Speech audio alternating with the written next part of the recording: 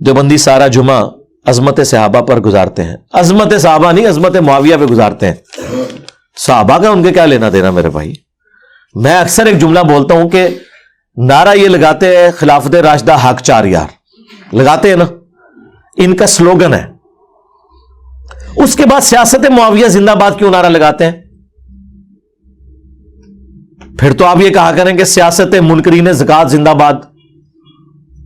ہاں یہ بھی کہنا شروع کر دیں. جو خلفائے راشدین سے جنگ کرے اس کی سیاست کہاں سے زندہ باد ہے؟ تو مردہ باد ہے. وہ کہتے ہیں نہیں نہیں، اپنے دور خلافت میں، جو ان کے نزدیک دور خلافت ہے، ہمارے نزدیک دور ملوکیت ہے، اس میں جو ان کی سیاست ہے وہ زندہ باد ہے. اس سیاست کا بھی پول ہم نے بخاری مسلم کی روشنی میں کھول دیا ہے. لیکن ہم کہتے ہیں چلے to cut the story short, ہم ایگری کر گئے آپ کے ساتھ. حضرت علی کے دور میں سیاست معاویہ کیا تھی؟ مردہ باد. اور کیا؟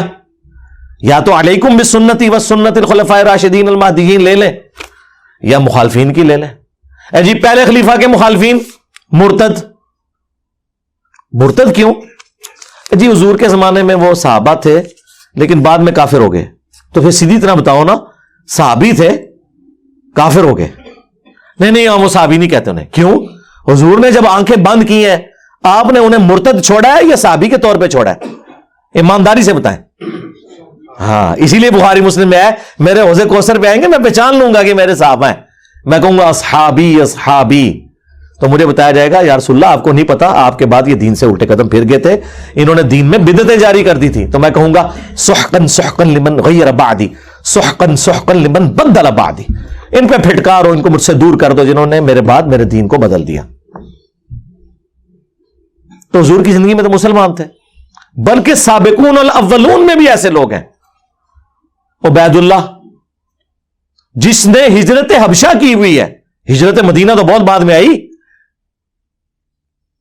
اصل جو ہجرت ہے وہ حبشہ کی ہجرت ہے، جو پہلی اسلام کی ہجرت ہے. اس سے بڑا کون سابقون الاولون ہوگا؟ حضرت ام حبیبہ کا خاوند وہ حبشہ جا کے کرسچن ہو کے مر گیا، سابقون الاولون میں تھا، شروع کے مسلمانوں میں، عیسائی ہو کے مر گیا، مرتد ہو کے مر گیا. پھر ان کی جو بیوی تھی ام حبیبہ، بعد میں نبی الاسلام نے ان سے شادی کر لی، وہ ام المومنین بنی، جو حضرت معاویہ کی بہن بھی ہے رضی اللہ تعالی عنہم اجمعین. تو پہلے خلیفہ کے مخالفین کہتے ہیں جی مرتد، دوسرے خلیفہ کے مخالفین کہتے ہیں جی کافر، رومنز اور پرشینز.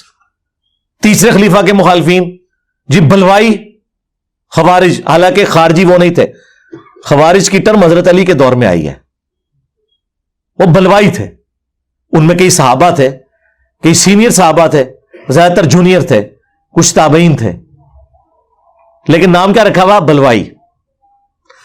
اور چوتھے خلیفہ کے مخالفین رضی اللہ عنہ. کتنی سخت زیادتی ہے.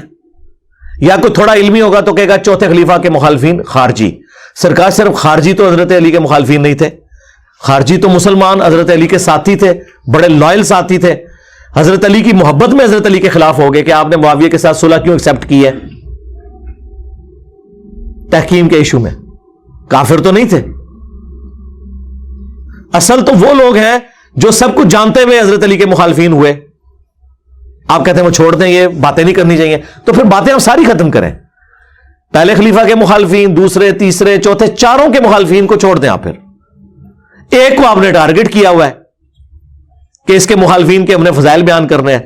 تو سرکار لوگ کہتے ہیں خلافت و ملوکیت کہاں سے آ گئی؟ جناب جب آپ سیاست معاویہ زندہ باد کہیں گے تو خلافت و ملوکیت تو آئے گی. یہ آپ نے لکھوائی ہے نا. آج تک تو اہل سنت صرف یہ کہتے تھے صحابی ہے، ٹھیک ہے، کلمہ گو ہے، غلطیاں ہو گئی، صحابی ہونے کی وجہ سے اس پہ لعنت نہ کی جائے، باغی ہے، پولیٹیکل، کافر نہیں ہے. بس اس کو یہ بینیفٹ دیں کہ حضور کا ساتھی تھا، ٹھیک ہے، مسئلہ مس ہینڈل ہوا، ہم حضرت علی کے ساتھی ہیں. جب تم لوگ شہادت حسن کے دن امیر معاویہ کانفرنس کراؤ گے، تم 10 محرم کے اوپر کربلا ڈسکس کرنے کی بجائے سیاست معاویہ ڈسکس کرو گے تو سرکار پھر تو ہم نہیں چھوڑیں گے آپ کو. مسلم کی حدیث ہے، میں تمہیں خوف دلاتا ہوں اپنے اہل بیت کے معاملے میں. 2 چیزیں چھوڑ کے جا رہا ہوں، قرآن اور میرے اہل بیت، اور اہل بیت کے معاملے میں اللہ کا خوف دلاتا ہوں. تم لوگ اہل بیت کے معاملے میں نہیں اللہ سے ڈرے, تم نے ریال دیکھے, دنیاوی منفعت دیکھی, دنیاوی فرقے کی محبت دیکھی. ہم نے وہ دیکھا جو آخرت میں ہمارے کام آنے والا ہے. ہم کہتے ہیں تمہارا حشر بنو امیہ کے ساتھ ہو, اور ہمارا حشر جو ہے وہ نبی الاسلام اور ان کے اہل البیت اور خلفائے راشدین کے ساتھ ہو. آمین. عجیب بنو امیہ کا آپ ذکر کرتے ہیں, وہ حضرت عثمان بھی آ جاتے ہیں. یہ تو اسی طریقے سے اعتراض ہے کہ میں بنو ہاشم کا ذکر کروں تو آپ کے اس میں ابو جہل بھی آ جاتے ہیں. آپ کے تو آ جاتے ہیں, ہمارا تو وہ آ جاتا ہے. بھائی ہم ابو جہل کا ذکر کر رہے ہیں. اسی طریقے سے جب ہم بنو امیہ کو کنڈیم کر رہے ہیں تو حضرت عثمان کو تو ہم خود خلیفہ راشد مانتے ہیں. ایک حضرت عمر بن عبد العزیز اور دوسرے حضرت عثمان رضی اللہ عنہما علیہم السلام, ان کے پیچھے آپ بنو امیہ کی پوری بدماشی کو چھپا لیں گے. سرکار یہ کہانی کرانا چھوڑ دیں. یہ کہانیاں ہمیشہ سے پولیٹیشنز ایک دوسرے کو کرواتے ہیں, ٹھیک ہے, اور حق کے اوپر پردہ ڈالنے کی کوشش کرتے ہیں. خیر اب تو یہ ان کی چیخیں آپ سنیں صرف. الحمدللہ.